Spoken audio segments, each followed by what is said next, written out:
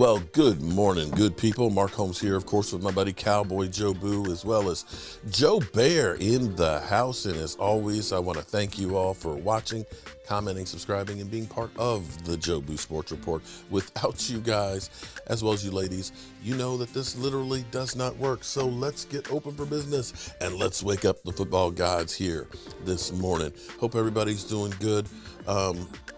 It's already Taco Tuesday, and I hope all your taco dreams come true. So we are coming down the tail end of regular voluntary OTAs. This week is the last two practices of that. Next week, we have 3 practices for minicamp. And after that, it's the hold your breath time.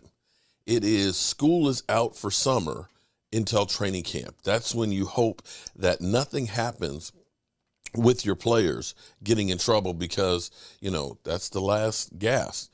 Once the players hit training camp for the next several months, it's nothing but a structured football season.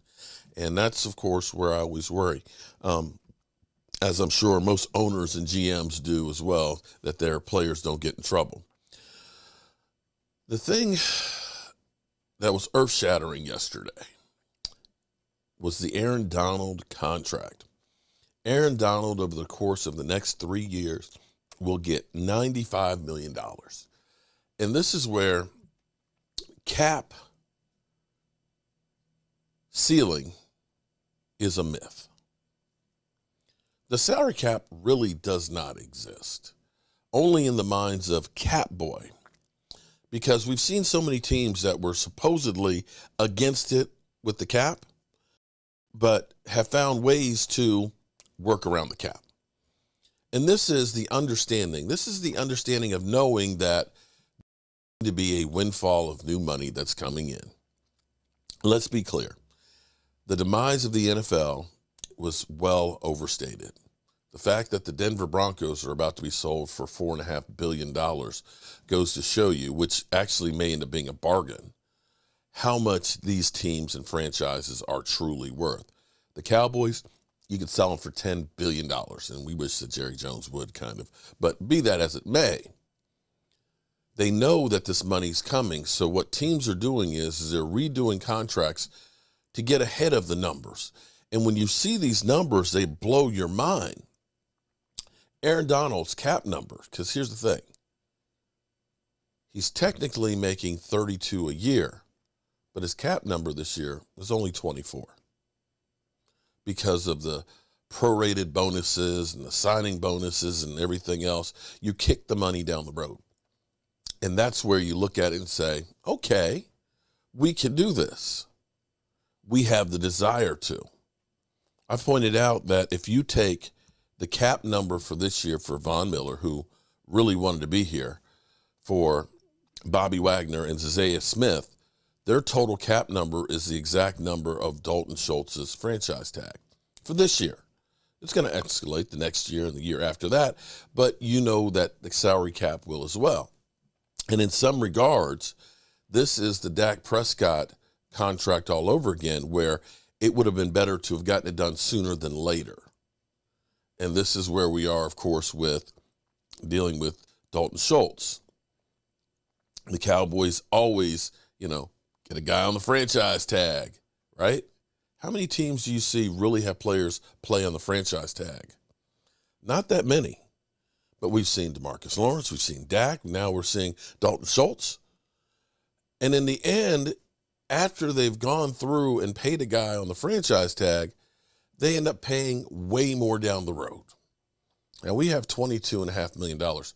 It's amazing because I don't think the Rams actually ever had anywhere near that kind of money, but yet they've been able to make contracts that are friendly. For example, the cap number for Matthew Stafford is $13.5 million this year. That's great. It's not that he's not getting paid. His base salary for the year is only $1.5 million. $12 million of it is the prorated bonus. See, teams are using voidable years and big signing bonuses and things to get over the things.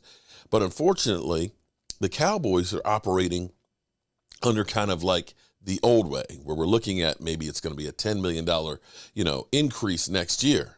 The increase next year is going to be probably 30, 40, $50 million because that's when the new money comes in.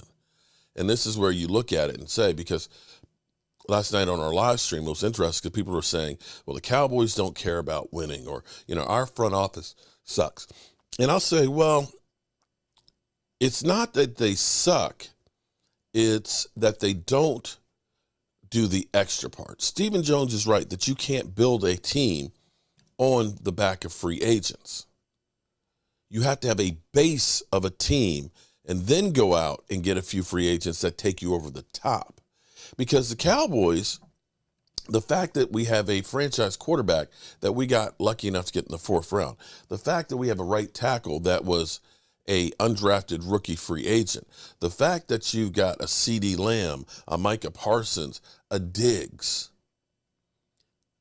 that you've been able to draft guys like Tyron Smith and Zach Martin and Travis Frederick, that you look at the talent that the Cowboys have been able to find in the draft as well as outside of the draft. They are great at doing that. The thing is they don't use all the tools that are available.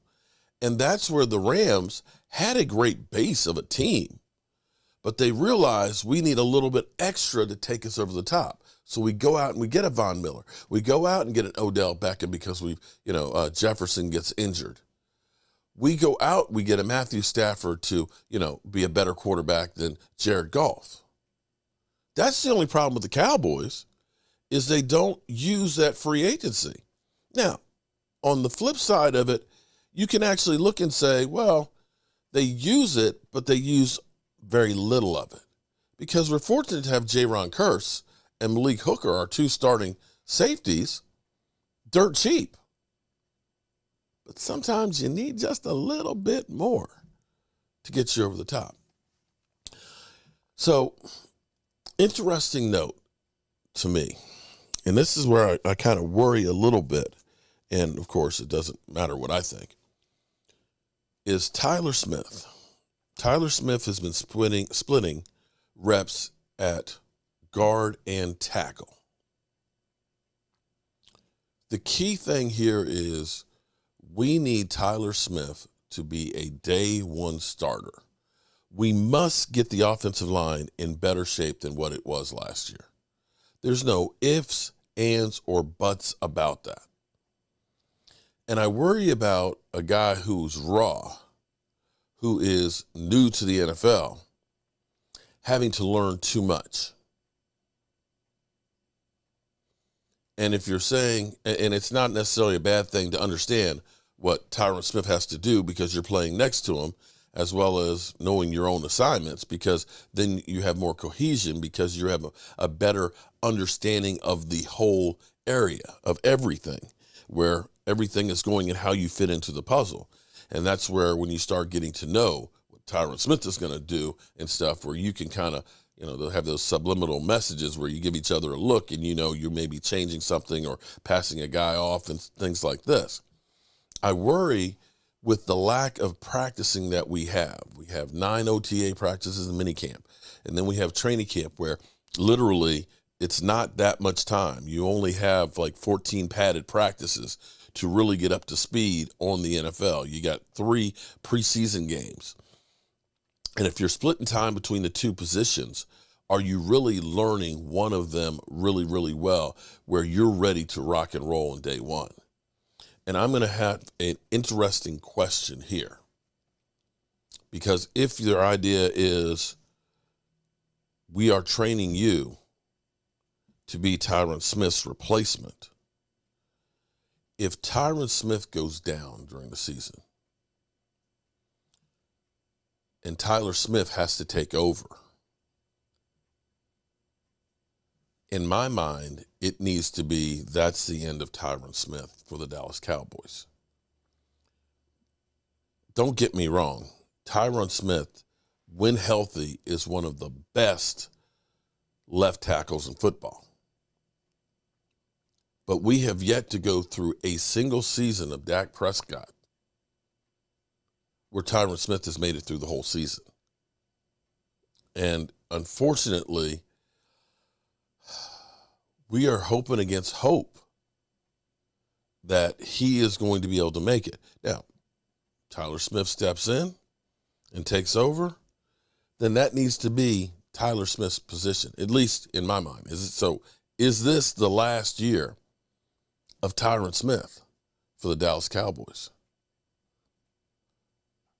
If I'm Tyron Smith, I'm thinking about these things.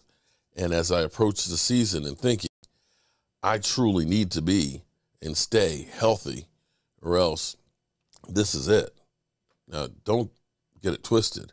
He'll be an Hall of Fame offensive tackle. He will be a Hall of Famer. There's no doubt in my mind. He has been too good. But unfortunately, as you get older and after all of the hits and things that you take, at some point, your body just starts to fail you. And when you get to that point, there's not much you can do. And if you can't be available, then you have to worry about that. And that's my big worry.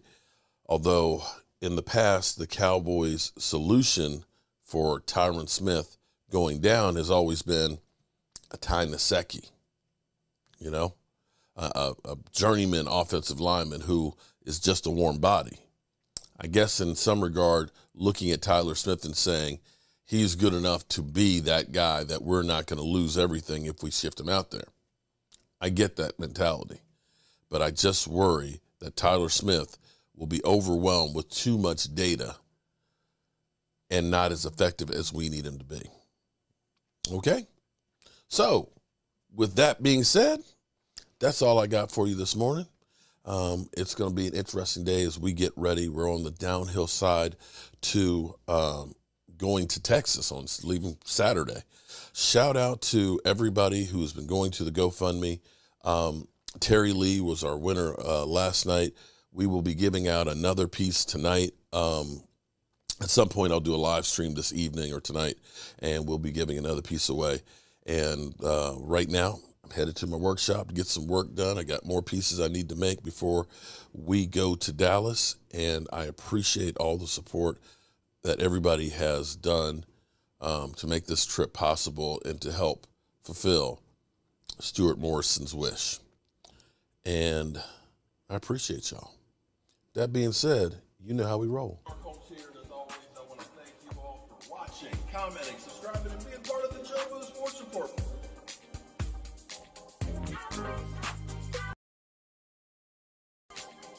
You did one hell of a job, and the only thing else I got to say is, how about them Cowboys?